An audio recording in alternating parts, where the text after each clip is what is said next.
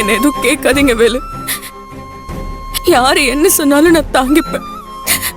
நீங்க என்ன சந்தேகப்பட்டு ஏதாவது கேட்டாலும் அப்புறம் நான் உயிர் வாழ்றதுல அர்த்தமே இல்லை.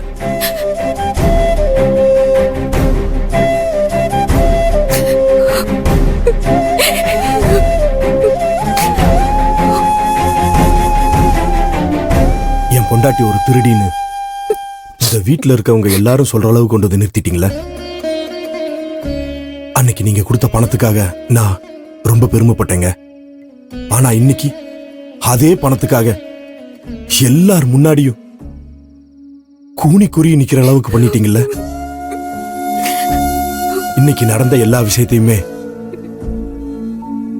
நீங்க அவங்க கிட்ட சொல்ல வேணாம். எனக்கு தெரியும் நீங்க திருடி இருக்க மாட்டீங்கன்னு.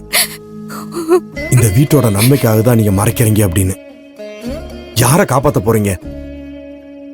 மறுபடியும் அந்த கீர்த்தி பண்ண தப்புக்கு நீங்க பழி ஏத்துக்கிட போறீங்களா? செல்வி சொல்லுங்க, சொல்லுங்க செல்வி, தயவு செஞ்சு சொல்லுங்க. நீங்க கேக்குற எந்த கேள்விக்கும் என்கிட்ட பதில் இல்ல வேலு. என்கிட்ட எதுவும் கேட்காதீங்க. நான் குற்றவாளியாவே இருந்துட்டு போறேன். அவங்க நினைக்கிற மாதிரி நான் திருடிங்கிற பட்டத்தை சுமக்க கூட தயார். செல்வி, எனக்கு உங்களை நல்லா தெரியும். நீங்க திருடி இருக்க மாட்டீங்கன்னு எனக்கு தெரியும். தயவு செஞ்சு சொல்லுங்க, இந்த பணம் நகையை வச்சு தானே வாங்கிட்டு வந்தேன்னு சொன்னீங்க. எங்க வாங்கிட்டு வந்தீங்கன்னு மட்டும் சொல்லுங்க, நானும் உங்க கூட வர்றேன். 2 பேரும் சேர்ந்து போய் அந்த ரசீதை வாங்கிட்டு வந்துடலாம். வாங்க போலாம்.